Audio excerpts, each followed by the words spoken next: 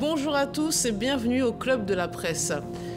Au programme cette semaine, 3 sujets d'actualité ont retenu notre attention. Tout d'abord sur le plan national, l'introduction du vaccin contre le paludisme, à quoi faut-il s'attendre?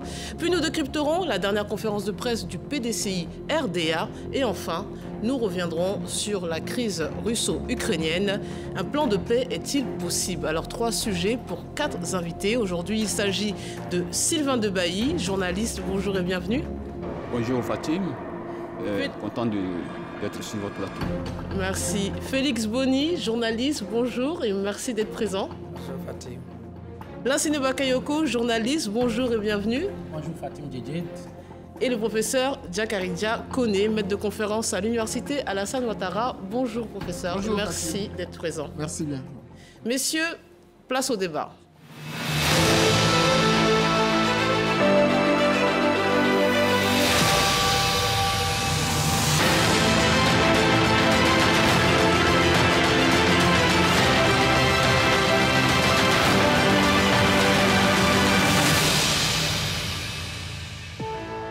Selon le ministère de la Santé, en Côte d'Ivoire, le paludisme tue 4 personnes par jour, dont 3 enfants de moins de 5 ans. Un problème de santé publique auquel le gouvernement tente de remédier à travers une campagne de vaccination. Les précisions d'Ahmed Traoré. Le deuxième vaccin contre le paludisme a été lancé en Côte d'Ivoire, où un programme de vaccination a été mis en place à l'aide de vaccins mis au point par l'Université d'Oxford et le Serum Institute of India. L'introduction du vaccin R21 approuvé par l'Organisation mondiale de la santé intervient 6 mois après que le premier vaccin antipaludique, appelé RTS, a été mis au point par le fabricant britannique GSK. Une quinzaine de pays africains prévoient d'introduire l'un des 2 vaccins antipaludiques cette année avec le soutien de l'Alliance mondiale pour les vaccins. La Côte d'Ivoire a reçu un total de 656 600 doses de l'injection d'Oxford et des sérums, ce qui permettra de vacciner dans un premier temps 250 000 enfants âgés de 0 à 23 mois. Le déploiement d'un deuxième vaccin est la dernière étape en date dans la lutte mondiale contre le paludisme et devrait contribuer à résoudre un problème apparu bien avant le lancement de l'un ou l'autre des 2 vaccins. La demande risque d'être bien supérieure à l'offre pendant plusieurs années. Le vaccin est destiné à compléter les outils existants, tels que les moustiquaires, pour lutter contre le paludisme, qui en Afrique tue chaque année près d'1 demi-million d'enfants de moins de 5 ans. Les résultats d'un vaste essai mené ont montré que le vaccin permettait d'éviter environ 3/4 des cas de paludisme symptomatique chez les jeunes enfants au cours de la première année suivant leur vaccination. Des experts avaient alors déclaré qu'il était difficile de comparer les 2 vaccins antipaludiques en raison des nombreuses variantes impliquées dans les essais, mais que leur performance était globalement similaire. Une conclusion approuvée par l'Organisation mondiale de la santé.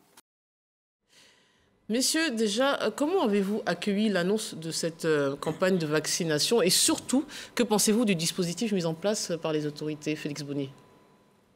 C'est une très bonne nouvelle parce que c'est une nouvelle qui va soulager les Ivoiriens. N'oublions pas que sous nos cieux, le paludisme est une maladie et le reporter l'a dit tantôt, 4 personnes qui meurent par jour, il faut multiplier par 365 jours. Mais j'ai regardé sur les chiffres du programme national de lutte contre le paludisme, c'est pratiquement 3 000 morts chaque année en Côte d'Ivoire. C'est près de 75 000 cas graves, environ 5 millions de cas simples, mais des cas simples qui passent de la simplicité à la gravité. Alors, il faut dire que ce n'est pas en fait nouveau. La Côte d'Ivoire a déjà anticipé. On a un programme national de lutte contre le paludisme qui existe. Et la Côte d'Ivoire, depuis un bon moment, a un mécanisme de lutte contre cette maladie, notamment la distribution gratuite des moustiquaires imprégnés, le dispositif pris pratiquement dans tous les centres de santé. Et donc, ce vaccin va venir s'ajouter comme une bouffée d'oxygène. Seulement, le reporter l'a dit également, 250 000 doses, ça veut dire qu'on sera largement en deçà des attentes de la demande. Et il a dit pendant des années, ce sera le cas. Et malheureusement, il va falloir qu'on accélère le processus parce que l'OMS, depuis 2021, a admis ce vaccin et beaucoup de pays ont commencé à l'implémenter. Je crois 21 pays en Afrique et il va falloir qu'on s'y mette parce que le paludisme paralyse réellement la société ivoirienne, y compris même au plan professionnel et économique. On va en parler justement pour élargir cet enjeu, vous le disiez, notamment économique et autres, mais cette opération doit s'étendre dans sa première phase, vous l'avez dit, à 250 000 enfants de moins de 2 ans, qui est la catégorie la majoritairement touchée de la population. Mais le pays a déjà reçu 656 600 doses du sérum R21 Matrix M. Il s'agit de la deuxième génération du vaccin. Que sait-on de ce vaccin en termes de recherche et d'efficacité, Sylvain Debailly?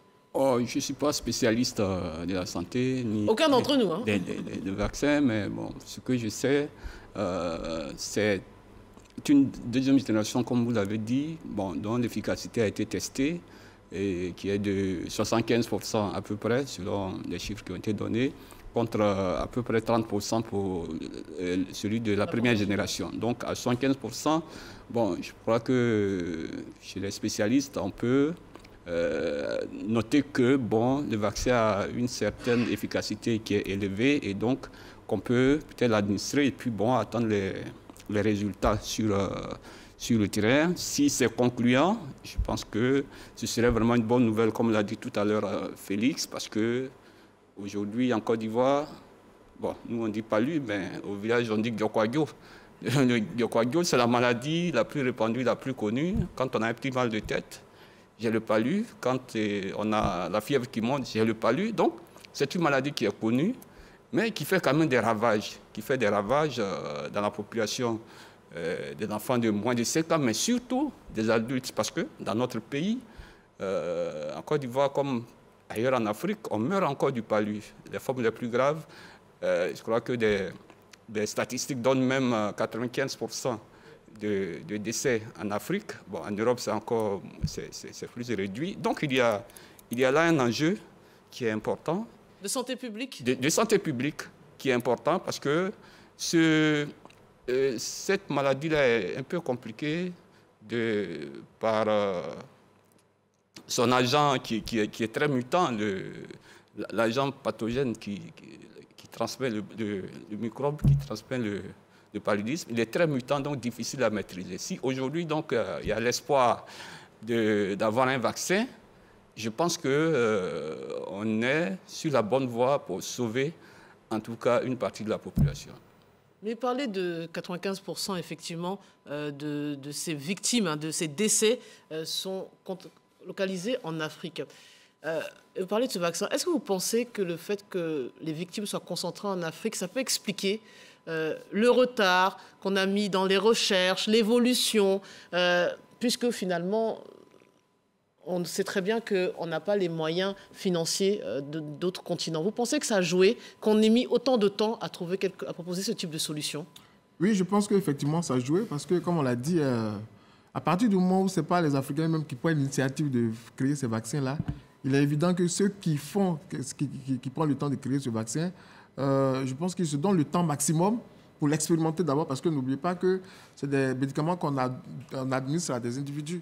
On ne peut pas faire ça comme ça de façon pressée. Il faut prendre le temps d'analyser. Mais 30 ans de recherche, là. 30 ans de recherche pour aboutir d'abord dans la première phase à 35% de taux de réussite. Et là, on estime que pour la deuxième phase qui commence bientôt, qui est à court maintenant, on va passer à 75% de taux de recherche, avec l'espoir qu'à long terme, parce qu'on n'oublie pas que la procédure ne va pas s'arrêter maintenant, parce que le palu continue toujours de faire des ravages en Afrique. On espère que progressivement, on va atteindre progressivement, on l'espère tous, les 80, voire 90 ou 100%. Bien plus tard, on l'espère. Mais sur l'aspect économique, Assine Bakayoko, Félix Voni le disait, c'est un ravage pour nos États, c'est un fléau, c'est un enjeu de santé publique. Quel est l'impact économique et social du paludisme en Côte d'Ivoire et peut-être même en Afrique? Je pourrais parler pour la Côte d'Ivoire, parce que nous sommes en Côte d'Ivoire. La charge économique et sociale du paludisme sur les ménages ivoiriens est considérable. Les coûts associés à ce fléau représentent à peu près 12 à 14% des revenus des charges des ménages. Et près de 4 à 7 jours sont perdus par an, par personne exposée. Il faut dire aussi que c'est le financement de la lutte contre le paludisme vient aussi, on peut dire, il y a des lignes budgétaires qui sont ouvertes par rapport à la prise en charge de cette maladie. Voyez-vous, en 2021, par exemple, il y a eu à peu près 17 milliards de francs CFA que l'État a décaissés par rapport à la prise en charge de la lutte contre le paludisme.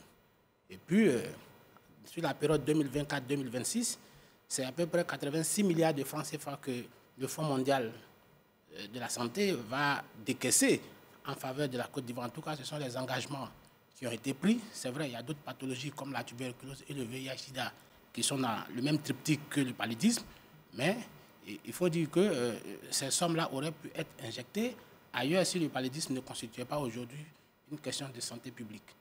Je voudrais préciser que le paludisme, contrairement à ce que beaucoup d'hommes pensent, est la première cause de mortalité dans nos pays, notamment en Côte d'Ivoire.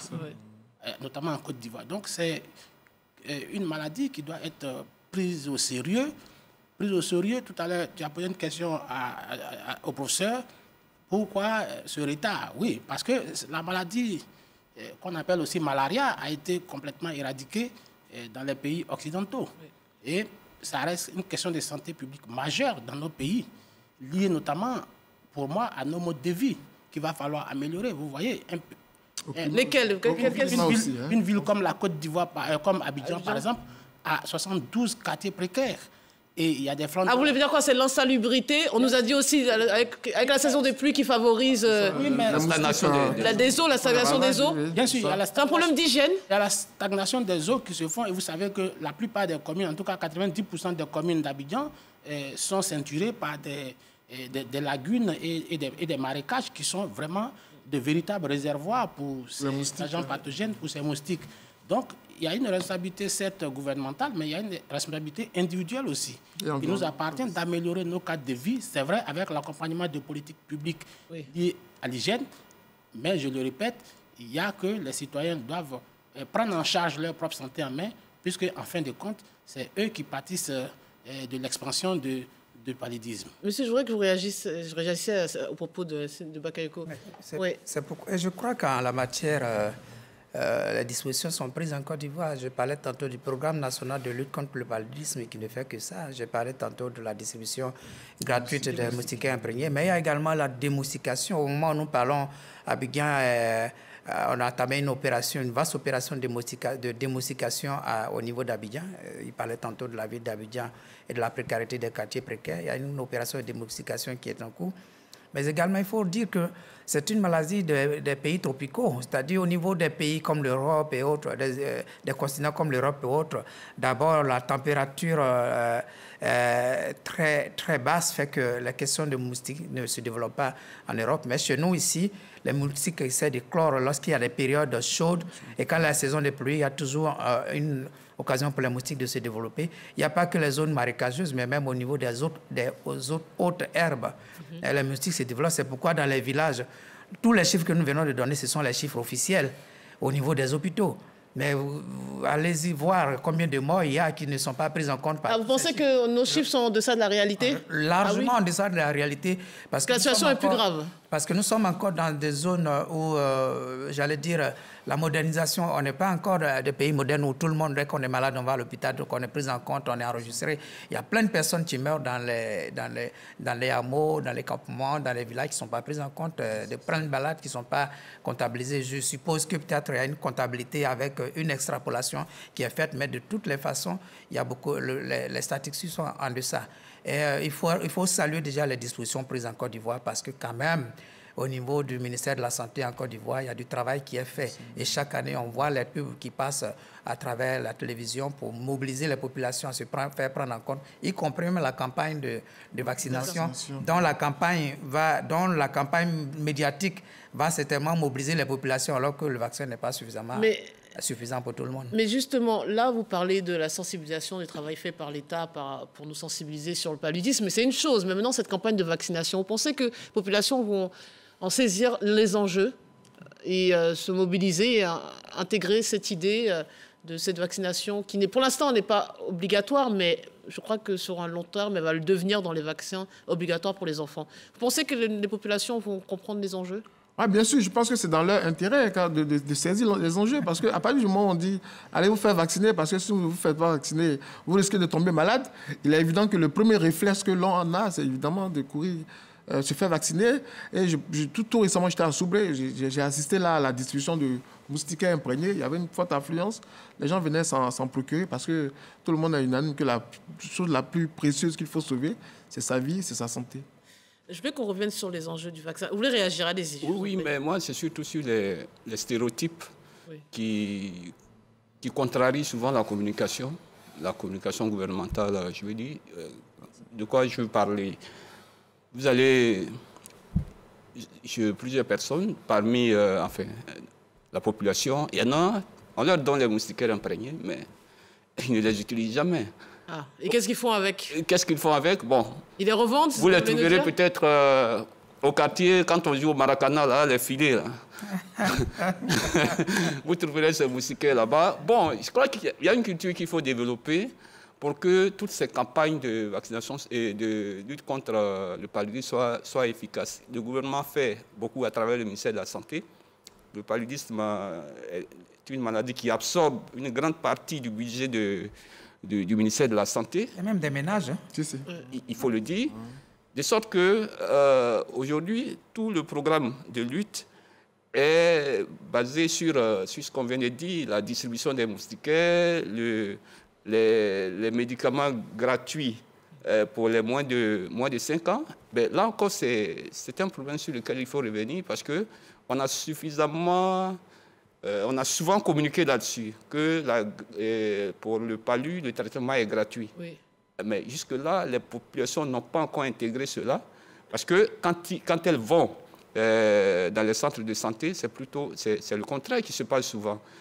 On les fait payer, vous voulez nous dire? Oui, c'est payé. Je pense que le gouvernement doit encore expliquer beaucoup plus, parce que, comme on l'a dit tout à l'heure, le palu est une question de santé publique, et comme tel, c'est une question qui doit être traitée et dont la communication aussi doit faire mouche. Parce que ce qu'on voit aujourd'hui, les résultats, les décès et tout ça, je crois que Félix l'a dit tout à l'heure, que les statistiques étaient en deçà. Effectivement, parce qu'il y a une certaine peur chez certaines personnes d'aller dans les centres de santé parce qu'elles n'ont pas d'argent. Souvent, on rencontre aussi cette... Donc, un problème d'insuffisance au niveau de la communication. Oui, il faut accentuer cela. Il faut accentuer cela. Et puis, souvent, il faut intégrer la lutte. On l'a dit tout à l'heure, l'un des principaux facteurs de transmission, c'est l'insalubrité. Oui. Ce qu'on voit un peu partout. Même des gens... Même à Cocody, on a aussi des cas de paludisme. Parce qu'il y a des gens qui font des jardins avec beaucoup d'herbes et tout ça. Il a dit tout à l'heure. Les herbes aussi favorisent la reproduction des moustiques et tout ça. Même les gens qui font des bananiers chez eux, vous savez, dans le bananier, il y a de l'eau. Donc, c'est une source où les moustiques peuvent se reproduire. Donc, il y a tout ça. Il y a beaucoup de choses à dire. Donc, un accent à mettre sur... Je crois que les campagnes actuelles soient vraiment récurrentes et puis efficaces. Je voulais qu'on revienne sur cet enjeu un peu plus géostratégique ou géopolitique de ce vaccin. Le R21 Matrix M, donc développé par l'Institut Jenner de l'Université d'Oxford, il a été approuvé donc par l'OMS depuis 2023. Mais je me souviens qu'à la faveur du Covid-19, tout le monde s'était un peu inquiété de cette interdépendance que les uns et les autres États avaient, notamment au niveau de la santé, notamment au niveau des vaccins. Là aussi, comment cela vous interpelle? On doit d'abord se féliciter de bénéficier de ces vaccins, même s'ils proviennent d'ailleurs, ou on doit s'interroger sur notre avenir sanitaire et commencer à essayer de créer nos propres vaccins. Je veux parler plus loin. On a vu que ça commençait en Afrique du Sud, au Sénégal, mais est-ce que c'est un enjeu aussi géostratégique, Bakayoko? Oui, très probablement, il y a un enjeu géostratégique, parce que quand je regarde la fiche épidémiologique que Sylvain a décrite tout à l'heure, il s'agit là d'une question que les Africains, en tout cas, que la Côte d'Ivoire doit prendre à bras le corps. C'est vrai, nous n'avons pas toute la scientificité pour pouvoir mettre en place ces vaccins. Je ne minore pas les efforts faits par nos chercheurs et nos médecins, mais il y a que beaucoup de problèmes qui sont structurels existent, qui sont aujourd'hui pas des freins, mais qui sont des ralentisseurs de la mise en place de politiques idoines par rapport à la mise en place de vaccins qui soient propres aux Africains. Il y a des questions de financement qui ne sont pas toujours disponibles. Il y a la question des équipements qu'il va falloir acquérir. Et puis, il y a la question même... La recherche. Est-ce que notre recherche est au niveau, au standard international? On a de bons chercheurs ici. On a de bons chercheurs. Oui, mais c'est le moyen à travers même l'Institut Pasteur. Il n'y a pas assez de moyens sur Oui, les mais bons chercheurs. le problème, ce n'est pas qu'on n'a pas de bons chercheurs. Je disais tout à l'heure, oui, on peut avoir de bons chercheurs, mais s'il n'y a pas le plateau technique qui va servir à la recherche, si ce plateau technique est inexistant, il va sans dire que nos grands chercheurs vont manquer d'efficacité. Donc, c'est vrai, il y a des problèmes d'équipement, des problèmes de financement, et il y a aussi peut-être des problèmes géostratégiques qui font que les États les plus développés, en termes de crédibilité du vaccin, vont vouloir que le vaccin soit trouvé par les leurs, pas par les nôtres. Donc, il y a tous ces enjeux-là qu'il va falloir régler, mais je ne laisserai pas la parole sans revenir sur un aspect dont il a parlé, à savoir qu'il y a des pesanteurs sociologiques qui font que les gens ont peur souvent d'aller dans les hôpitaux pour se faire soigner.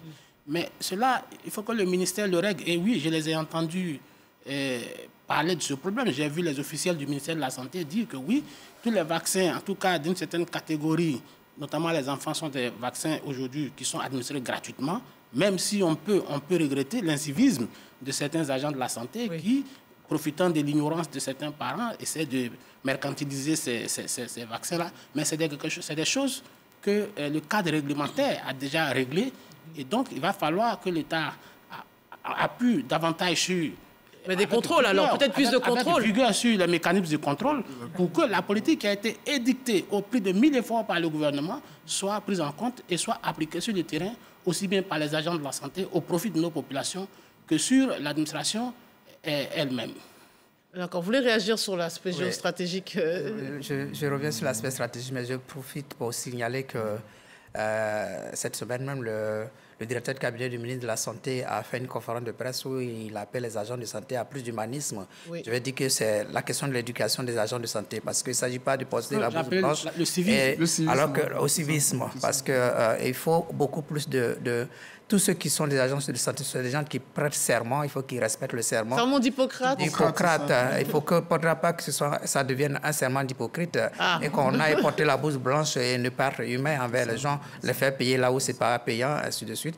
Ceci étant dit, moi j'insiste sur l'aspect géostratégique et surtout géopolitique parce que même le Burkina Faso, souvenez-vous-en, a trouvé un vaccin contre le paludisme.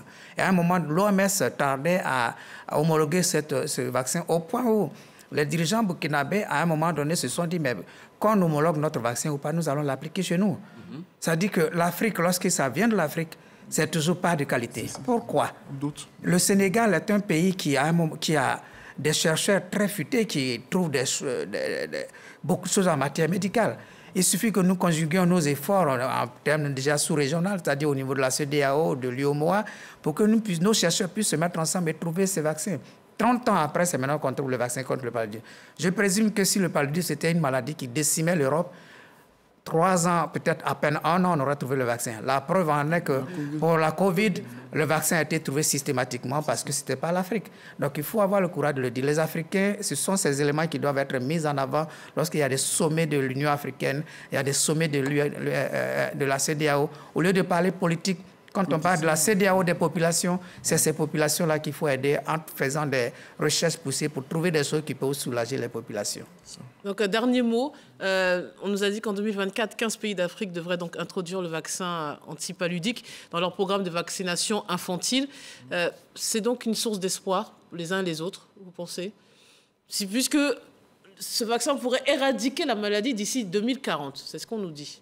Source d'espoir? En tout cas, moi, les perspectives sont bonnes. Ouais. Déjà, c'est vrai, on peut rire sous cap aujourd'hui, parce que voyant que l'horizon 2040 est bien lointain, mais nous sommes des pays, nous sommes des États. Oui. C'est-à-dire que les pays continuent sans discontinuer.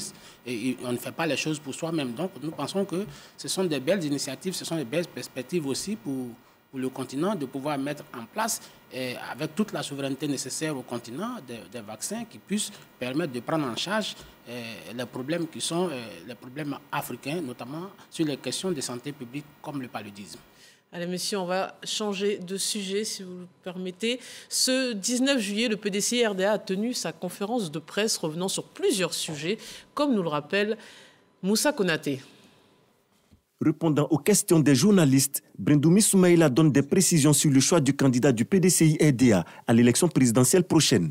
Le président du parti a dit qu'on ira à la convention pour choisir notre candidat à la présidence de la République. Clair et net. Une fois qu'on sortira de la convention, tout le monde doit se mettre dans l'ordre. Pour le moment, on est allé au congrès, c'est Tidjane Thiam qui est le président. Donnons-lui la tribune du président, aidons-le à ressortir le parti et on va aller à la convention. Si les militants participant à la convention estiment que c'est lui qui doit nous conduire pour la compétition de la présidence de la République, de grâce, donnons-nous toutes les chances et contribuons à son succès. Si c'est quelqu'un d'autre aussi, de grâce, on n'a qu'à le faire. Le porte-parole du PDCI-RDA s'est aussi prononcé sur l'appel à l'union des partis politiques de l'opposition. Nous, on ne vient pas en public pour dire nos choses. On travaille à la discrétion. On a une commission qui a été mise en place, qui suit. Et on a même un secrétaire exécutif chargé des relations avec les autres partis politiques. Et on travaille dans ce cadre-là.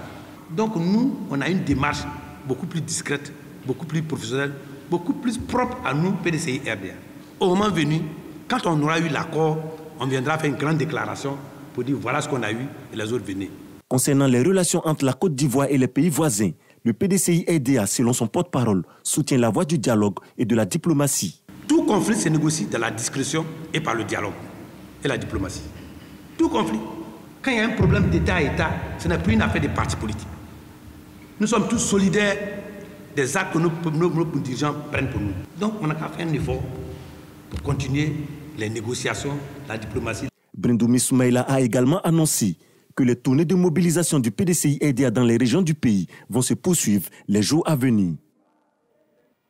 Alors monsieur, il y a tous les sujets qui viennent d'être énumérés dans l'élément. On va y revenir cas par cas. Mais d'abord, une grande partie de cette conférence de presse a été consacrée à la situation économique de notre pays à travers la dette, l'agriculture, la bonne gouvernance. On va en parler aussi. Mais déjà de prime abord, est-ce que l'économie va finalement être le sujet central à l'occasion de la présidentielle 2025, Félix Boni? Ça va être le sujet prépondérant? Non, je ne pense pas que l'économie seule suffit pour être le sujet prépondérant, mais plutôt le social, parce que vaut l'économie sans le social? J'ai toujours dit sur les plateaux de télévision, les chiffres c'est beau, mais l'impact des chiffres c'est mieux. C'est-à-dire quand on dira que la Côte d'Ivoire a une performance de 8%, 10%, quel est l'impact sur les populations? Est-ce que la situation des populations a évolué également de 2, 3, 4, voire les 8% également aussi? C'est ça qui est important. Donc je pense que le social, c'est plus important parce qu'au-delà de tout, les Ivoiriens regardent leur quotidien. Chacun dans son foyer regarde qu'est-ce que je mange. Est-ce que j'arrive à bien me nourrir, me soigner, scolariser mes enfants, à bien m'abriter? Vous nous décrivez l'IDH là. Tous ces le fameux IDH. Évidemment, l'IDH, c'est l'envie de développement humain, prend en compte des éléments comme la santé, l'éducation et en tout cas le basique par rapport au quotidien de la population. Or, les élections, chacun se lève pour aller voter. Malheureusement, ce n'est pas totalement le cas. On vote parfois l'ethnie, la région. Sinon, normalement, chacun devrait pouvoir se lever pour aller voter pour son changement, pour le changement dans sa vie.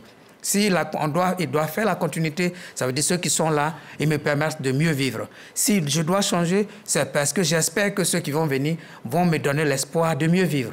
Donc je pense que le social est l'élément fondamental sur lequel le 2025 devra être basé. Et puis par rapport à ça, on va jauger, j'allais dire, les propositions des acteurs politiques.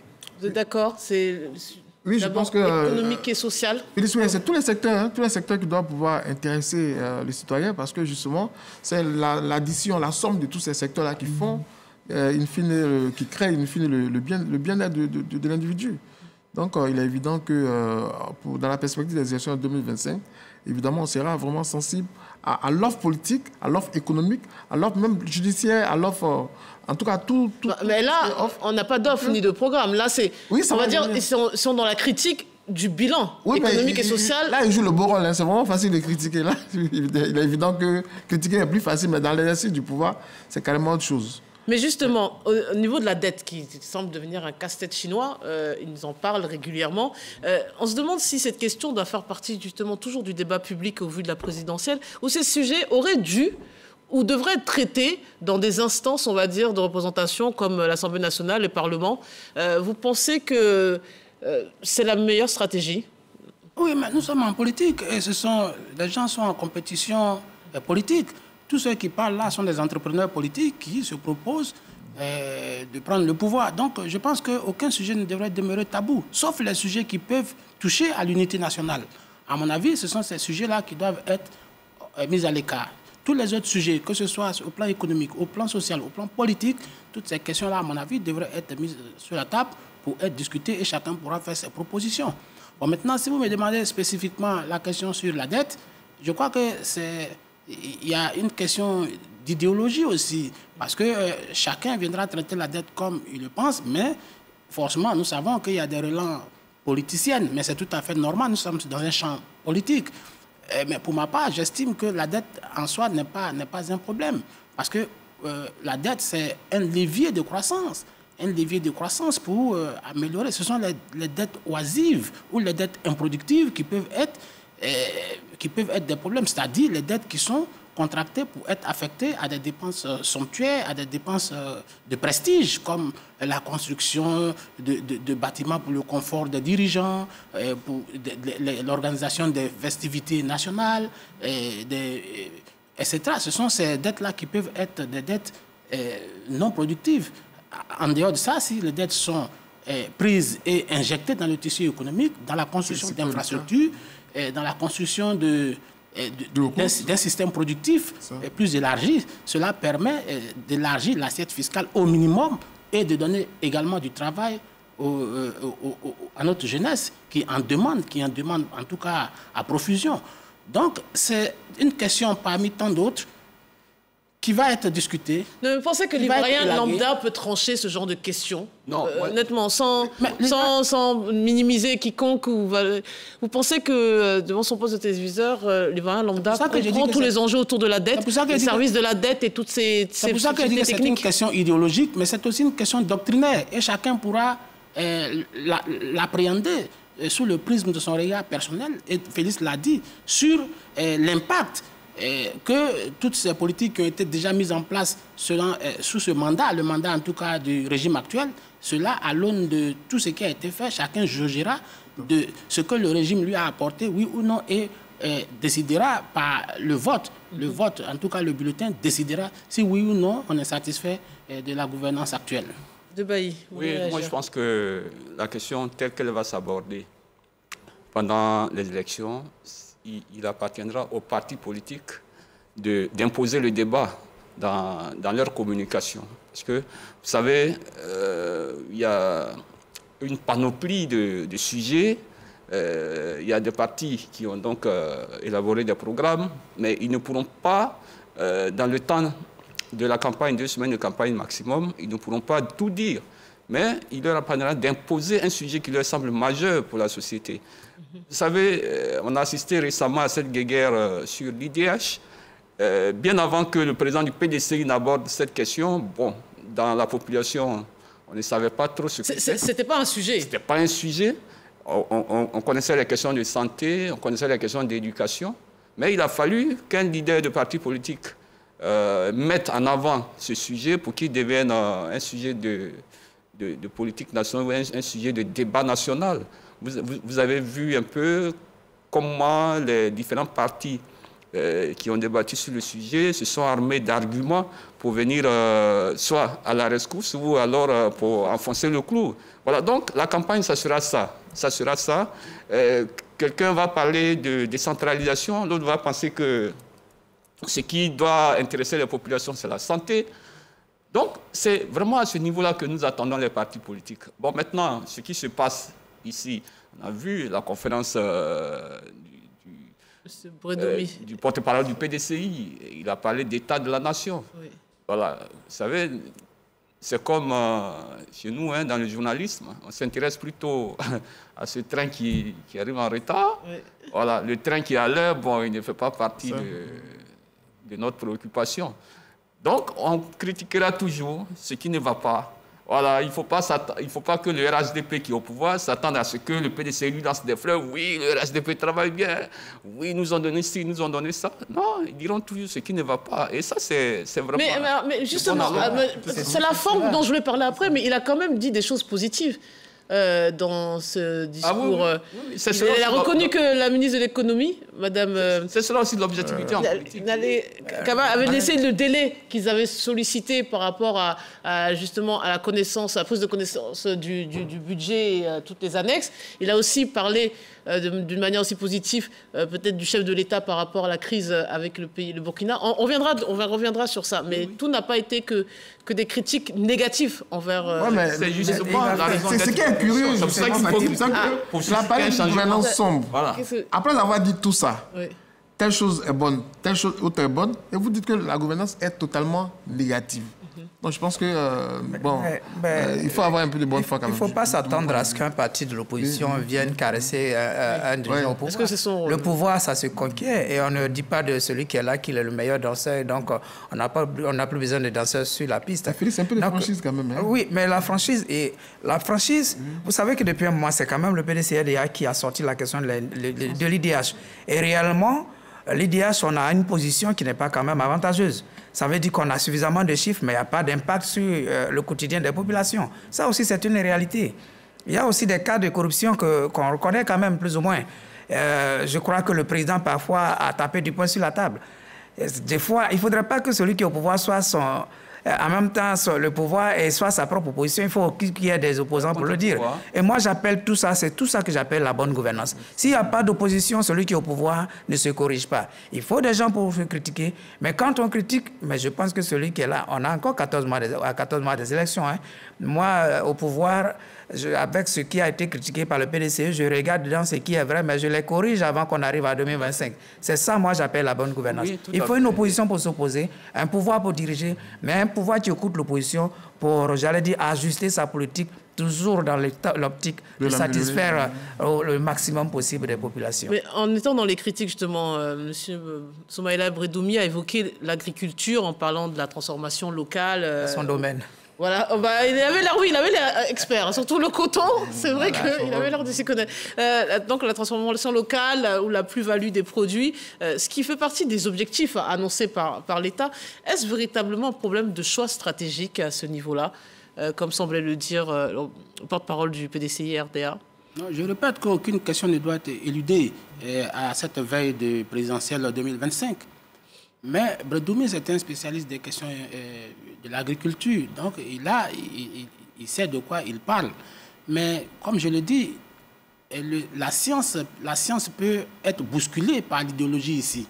Parce que, c'est vrai, dans sa posture scientifique, je sais la posture scientifique commande une certaine objectivité, une objectivité universitaire. Mais la posture politique, tout le monde sait ce à quoi ça renvoie, parce que ça fait partie d'une sorte de doctrine qui doivent être aménagés pour pouvoir aller à la conquête du pouvoir. Donc, Bredoumi est dans son rôle, mais je pense que l'agriculture ivoirienne, parce que je la regarde aussi, pas peut-être aussi profondément comme le grand technicien Bredoumi Soumaïla, à mon petit niveau, mais je pense qu'il y a quand même une certaine évolution. Il y a une évolution. Par exemple, il parle de l'anacade, par exemple. Aujourd'hui, nous sommes à près de 1 100 000 tonnes qui sont produites. Bon, c'est pas à moi de défendre le bilan du RHDP, mais il y a 10 ans, nous étions à peu près à 300 000 tonnes.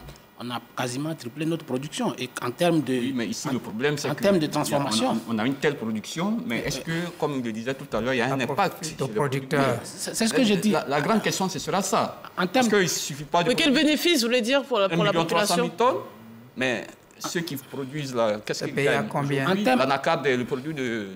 Oui, bon. Comme vous faites une fixation sur l'anacade, nous étions à peu près à 14% de niveau de transformation. Aujourd'hui, nous sommes à peu près à 24%. Moi, je vais dire à combien on paye ça? 24-27%. Nous sommes autour de... Mais qui dit transformation, on dit amélioration d'une situation. Je suis d'accord qu'il faut que, en tout cas, les pouvoirs publics essaient d'améliorer les conditions de vie des populations par un accroissement des revenus et des prix d'achat. Mais il ne faut pas aussi ignorer que nous sommes dans une conjoncture internationale qui fait qu'aujourd'hui, le marché de l'anacade s'est littéralement rétréci parce que les pays qui étaient nos principaux clients en termes d'achat sont eux-mêmes rentrés dans la production. Je pense notamment au Vietnam et à l'Inde. Vous savez, le Vietnam est un grand pays consommateur qui a vraiment importé une bonne partie de la quantité de la noix de cajou ivoirienne. Mais aujourd'hui, il y a près de 300 000 hectares qui ont été achetés, qui ont été acquis par le Vietnam en Birmanie voisine, et qui fait qu'aujourd'hui, la demande... S'il te plaît, Félix. À partir du moment où on parle de transformation, il y a une plus-value. Quand il y a une plus-value, ça veut dire qu'il y a une valorisation des recettes. Et cette valorisation des recettes implique qu'on puisse améliorer aussi chez le producteur. Et aujourd'hui, la réalité, c'est que quand tu vas dans nos régions, les producteurs pleurent. J'en suis témoin. C'est-à-dire que le prix de l'anacarde n'a pas évolué au point où le producteur a envie de couper ses plants d'anacarde pour ne plus produire d'anacarde. Et il y en a qui regrettent d'avoir transformé même leur plantation d'hier en anacarde. Donc ça aussi, c'est la réalité. Il ne faudrait pas que l'opposition nationale explique tout ceci. Bon, attendez, quand vous parliez, s'il te plaît, quand vous parliez, je souffrais. C'est la satisfaction de la masse de la population. Ce n'est pas l'élite qui en profite parce qu'il y a une usine qui est créée, l'usinier profite, il transforme, il vend, il en a plein à la poche. Le producteur qui lui donne la matière n'a rien. Et ça, c'est de l'injustice sociale. Quand il y a transformation, il n'y a pas création d'emplois quand même. Quand il y a transformation locale, en termes de plus-value, il ne suffira pas de créer des emplois uniquement, mais il va sans dire que pour que celui pour qui on vient de créer un emploi puisse maintenir l'emploi, il y a la matière première. Celui qui produit la matière première, il faut valoriser cette personne. Il faut améliorer le coût d'achat à ce niveau. En ce moment, toute la chaîne de production en bénéficie. Tout à fait. Bon, non, s'il te plaît, j'avais la parole. J'avais la parole. Quand vous parlez de cette manière, je souffre de vous écouter comme ça, mais je vous laisse parler. Donc, laissez que j'explique. Je ne suis pas en train de dire que les prix qui sont donnés aux populations sont des prix bons. Ce n'est pas ce que j'ai dit, mais j'analyse objectivement le niveau du marché. De toute façon, c'est moi qui m'occupe des questions économiques. En tout cas, prioritairement sur ce plateau. Donc, si je ne peux pas expliquer la conjoncture, je n'ai pas ma place ici. Je ne fais pas du populisme comme tu le fais, mais je vais dire que moi, j'analyse la question au plan économique, au plan macroéconomique. J'ai dit que la demande commerciale, la demande des noix de cajou a littéralement baissé sur le marché international. Ça fait que nous sommes en surproduction ici. Et ça, c'est une question basique en économie. S'il y a une surproduction qui n'a pas de marché, il est évident que les prix vont baisser. Voici mon discours. Mon discours n'est pas de dire, oui, ce qu'on donne aux populations, il ne faut pas l'améliorer. Oui, il faut l'améliorer. Mais moi, c'est mon rôle aussi d'analyser le marché. Vous contextualisez la situation. Allez-y, M. Debailly. Moi, je pense que ce que défend mon cher ami Bakayoko, c'est tout à fait normal. Mais je crois qu'à un moment donné, il faut changer le discours. Parce que ça, c'est de la logique économique, tout le monde le sait, quand la loi de l'offre et de la demande et tout ça. Mais il faut ramener ces questions-là à notre vécu. C'est-à-dire, vous l'avez dit tout à l'heure, des producteurs d'anacarde qui regrettent aujourd'hui d'avoir investi dans ces plantations parce qu'ils n'ont pas de profit. Et donc, quand on a ça et quand on parle de transformation, c'est les objectifs qu'on fixe. Aujourd'hui, à quel niveau de transformation sommes-nous? Est-ce que ce niveau-là peut nous permettre d'améliorer le revenu sur le producteur? Parce que, in fine, c'est ce qui importe. C'est ce qui importe. Et donc, il faut laisser cette affaire du produit qui a baissé sur le marché international, la demande qui a baissé, etc. Il y a longtemps qu'on a des données sur ce produit et toute gouvernance, c'est vraiment de la projection. On le savait, plus ou moins, qu'à un moment donné, voilà, il allait avoir cette conjoncture. Donc, il faut rentrer dans la transformation et il faut abandonner cette politisation de l'agriculture, que quand ça ne va pas tout de suite, on va organiser des meetings de soutien aux chefs d'État. Non, il faut véritablement trouver des solutions aux problèmes des agriculteurs. C'est ça qui est important. D'accord. Dernier point, parce qu'on n'a plus beaucoup de temps de faire le dernier sujet. Je veux juste un mot sur les aspects plus politiques de cette conférence de presse. Il a été question de l'appel du président Gbagbo à un rassemblement de l'opposition. Il a été aussi question de la convention du PDCI avec d'autres candidats, peut-être que Tidiane Thiam, notamment, nous parle de Jean-Luc Buyon. Quelques mots sur ces aspects-là.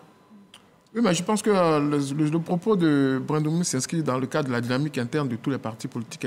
Il a dit que tous ceux qui ont des velléités de candidature, y compris Buyon, qui est censé, en tout cas dans son staff, les gens parlent de plus en plus de lui, il a demandé que les candidatures, il a dit que les candidatures sont ouvertes. Chaque militant, on va dire comme ça, du PDCI, est libre de soumettre sa candidature et c'est la convention qui, en dernier ressort, va décider. Donc je pense que ça, c'est la démocratie interne à l'intérieur Vous pensez qu'il y a des adversaires, véritables adversaires qui puissent gêner le parcours de Tidiane Thiam, ou en tout cas sa candidature à la candidature? Oui, forcément, il y a forcément d'autres cadres du PDCI qui ont envie aussi, comme Thiam, de postuler pour être candidat du parti. Donc il est évident que ce propos, d'ailleurs, justement, je pense qu'il est rassemblé parce qu'il ne peut pas venir tout de suite dire, sans que la convention n'ait décidé quoi que ce soit, que c'est Thiam notre candidat. Là, ce serait mettre le parti à mal déjà. Et un mot sur l'appel de Laurent Gbagbo. Ouais. Est-ce que vous avez l'impression qu'ils vont céder? Est-ce qu'on peut imaginer, peut-être un peu trop tôt, une alliance PPACI, PDCI, dans un futur plus ou moins proche ou lointain? Et puis, à la faveur de qui? Qui va se rallier à qui? C'est envisageable? Moi, je pense que c'est mal parti. C'est mal parti. J'allais même ajouter que c'est très mal parti. D'abord, je vois bien qu'il y a une différence aussi bien dans la démarche que dans l'idéologie.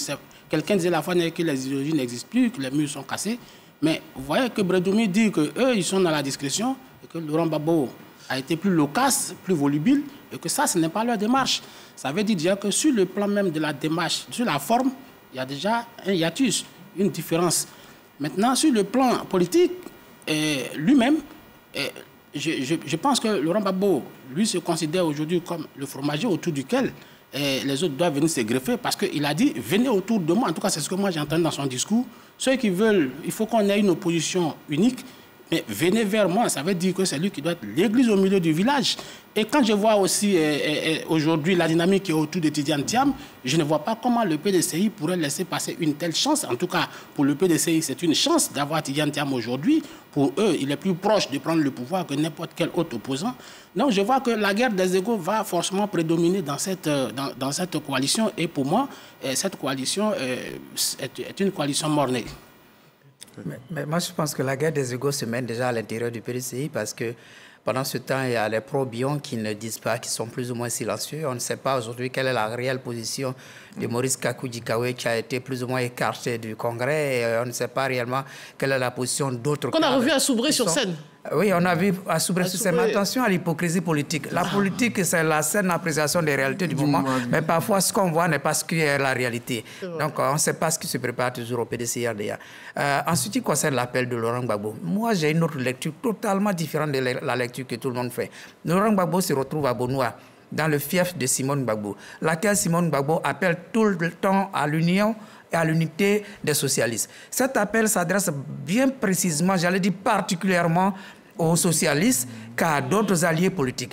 Il faut dire que déjà entre le PDCI et le PPACI, il y a une sorte d'alliance, une sorte de coalition qui se crée depuis paix à son âme, feu Henri Konan Bédié.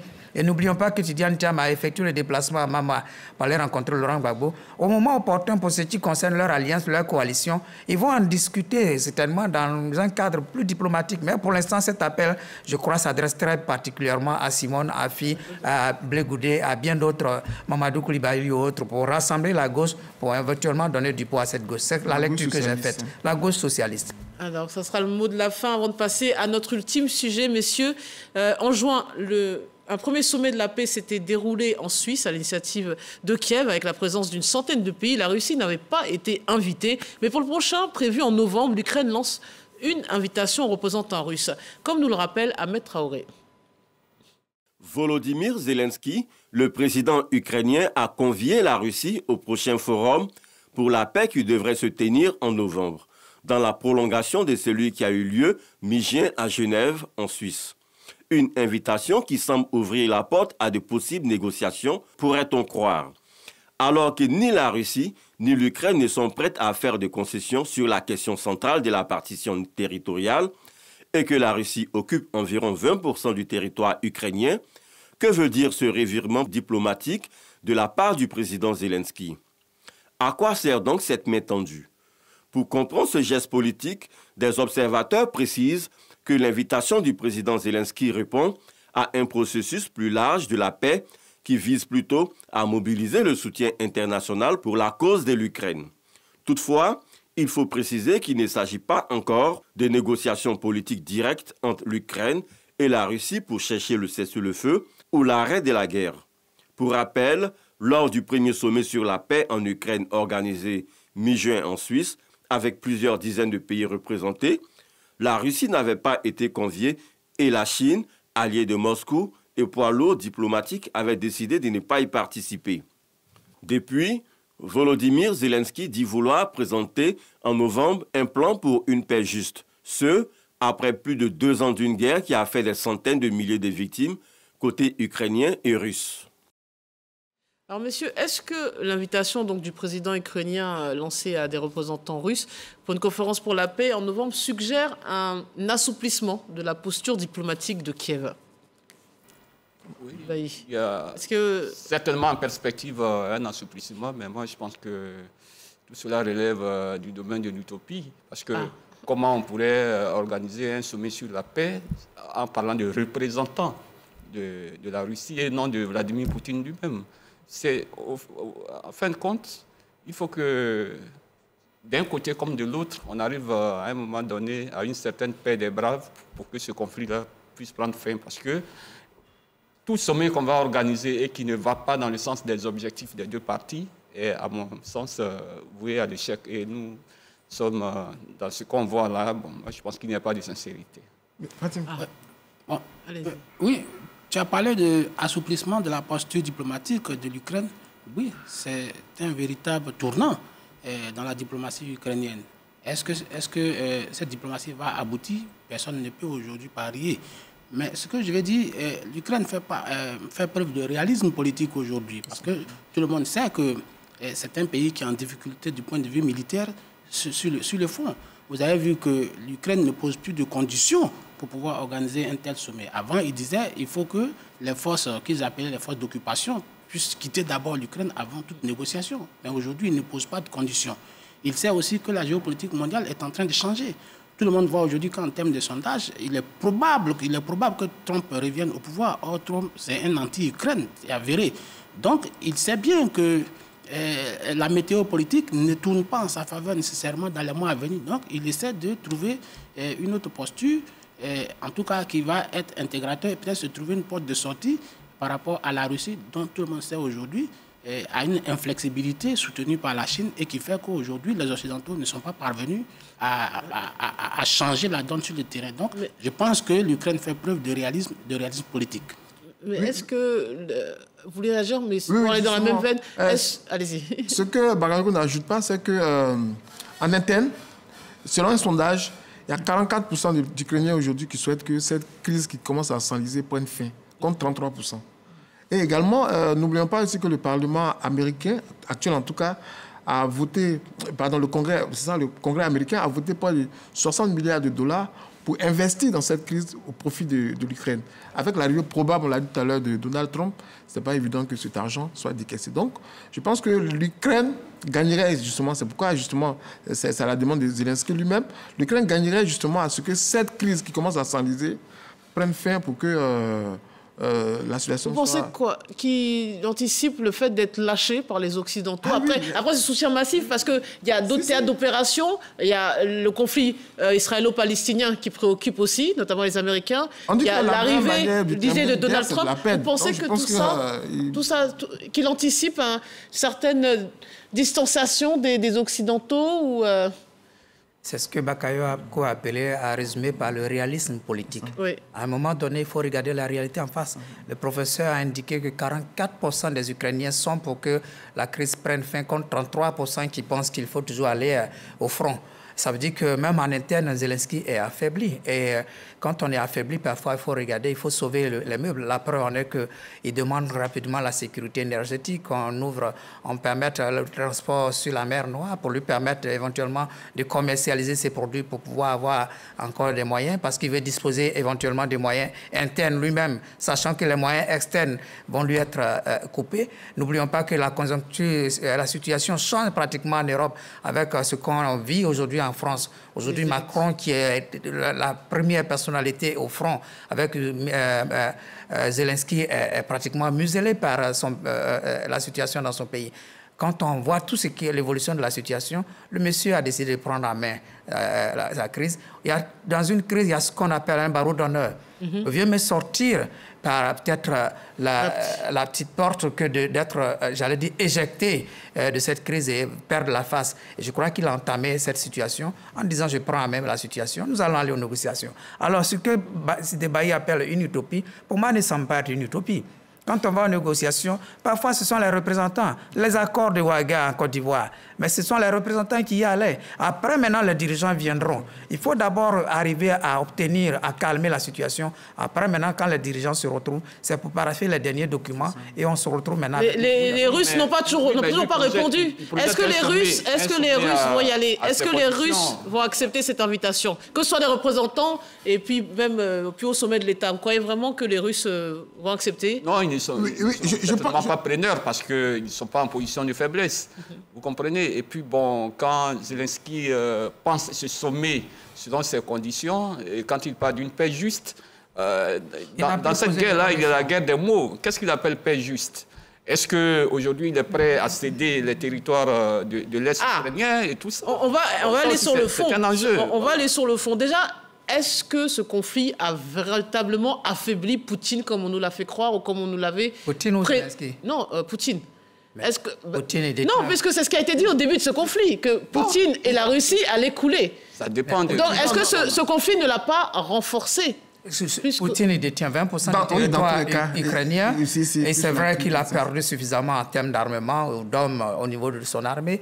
Il est affaibli, mais on va pas à la guerre pour sortir seulement héros, ne rien perdre. Il en a perdu, il est quand même affaibli. Mais le plus affaibli de la situation, c'est l'Ukraine. Donc 20% du territoire est détenu par la Russie, qui continue d'avancer. L'Ukraine qui est en train d'être abandonnée, qui n'eût été le soutien de ses alliés, serait déjà tombée. Mais ces Occidentaux sont en train de quitter l'Ukraine.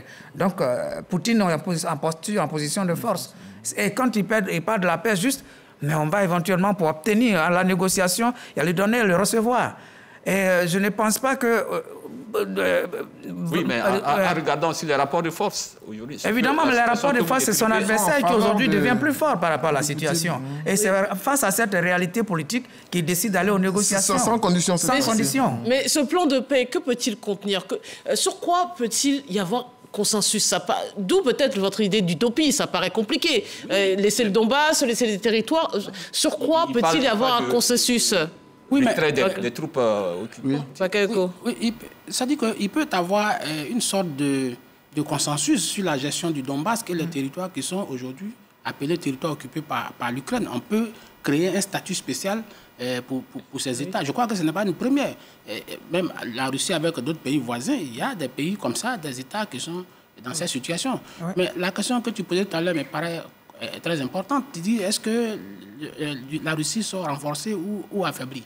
Peut-être d'un point de vue moral, on peut dire que la Russie, compte tenu du coût humain, du coût matériel, et diplomatiquement, les gens ont été écorchés, leur image a été écorchée au niveau international. Oui, mais les États n'ont pas une obligation d'avoir honte. Non. Donc, je pense que la Russie va sortir forcément renforcée de ces situations. Parce que pour que la Russie ait honte, il faut que ce soit une question de morale. Or, comme je l'ai dit, les États, leur force n'est pas d'avoir honte. Leurs États, c'est de conquérir, c'est de montrer qu'on est en capacité de dominer le monde. Mais surtout, le principal problème qui n'est pas résolu, et là où on pourrait parler de difficultés, c'est l'entrée de l'Ukraine dans l'OTAN. Parce que depuis dans l'OTAN ou dans l'Union européenne? Dans l'Union européenne. Depuis 2013, c'est l'origine du problème. C'est ça qui a fait partie Viktor Yanukovych qui a fui. Alors, est-ce que la Russie va céder et permettre à l'Ukraine de disposer de lui-même de vouloir rentrer dans l'Union européenne ou pas? Mais c'est là le mais voici la question suivante que j'allais vous poser, c'est qu'on nous parle souvent de l'idée d'un débordement des Russes vis-à-vis de l'Ukraine et de son ancien empire et ses pays satellites. Et on nous parle d'un autre côté, à chaque fois, de l'accaparement par l'Occident de ces anciens États satellites. Donc là, la question sur l'accord de paix se pose. Est-ce que, monsieur, ce sont les réminiscences de la guerre froide à laquelle on assiste là? Très clairement, notamment sur ce conflit. Oui, c'est encore le bloc oui, mais il faut l'Ouest. Regarder la composition de l'Ukraine du point de vue de ses populations. Oui. Vous avez des populations de l'Est qui sont russophones et vous avez des populations de l'Ouest qui sont pro-européennes. Oui. Donc le conflit en lui-même tient d'abord par cette configuration. Et puis, aujourd'hui, quand on regarde les soutiens de Zelensky, bon, je pense que depuis le début, ce soutien est présent, mais il n'est pas trop manifeste, de sorte que Zelensky aujourd'hui est dans une position où il est à cheval entre accepter un accord avec la Russie et continuer dans ce qu'il est en train de faire avec le soutien des Européens, qui n'est pas, à mon avis, ce qu'il devait être, parce qu'il y a des promesses et peu d'actes sur le terrain. Oui. Moi, je voudrais ajouter que, vous savez, c'est vrai, on peut soupçonner qu'il y a une sorte de guerre froide qui se constitue. Tout le monde sait que Vladimir Poutine a aujourd'hui veut reconstituer l'Union des Républiques socialistes soviétiques, qui a été un État désintégré, notamment sur Boris Yeltsin. Donc, il a le soutien populaire parce que tout le monde voit que c'est lui qui est en train de redonner la grandeur de la Russie, de l'ancienne Union soviétique à la Russie. Et tout le monde voit également qu'il est en train de reconstituer, c'est-à-dire qu'il est une sorte de rédempteur pour les Ukrainiens.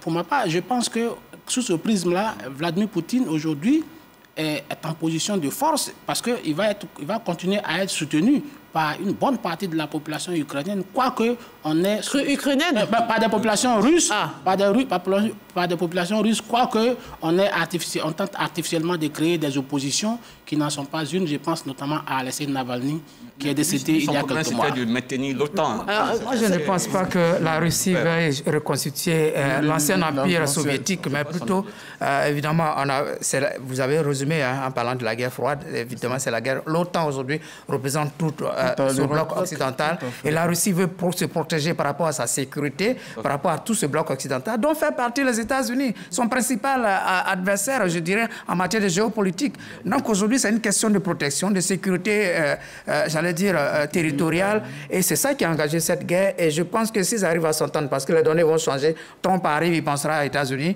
Aujourd'hui, si les données changent en France, je crois que l'OTAN même devient problématique. Il y a même des États de l'Europe occidentale qui ne voient même pas l'Ukraine rentrer dans l'Union européenne. Il y a de l'hypocrisie politique qui se fait. Je pense que c'est tout ça là que le jeune Zelensky a vu et qu'il décide finalement de sortir la tête haute de cette crise. Et Trump nous a dit qu'il a appelé Zelensky, qu'ils se sont appelés personnellement, et qu'il lui a promis que lui, au pouvoir, ce sera la fin de la guerre en Ukraine. 24 heures. Oui, 24 heures après. Ça veut que chaque président américain défend le prestige des États-Unis. On ne va pas faire de commentaires en plus. Messieurs, c'est la fin de cette émission. Merci infiniment pour tous vos éléments de réponse. Merci à vous de nous avoir suivis. Bon dimanche et excellente semaine à tous. Merci.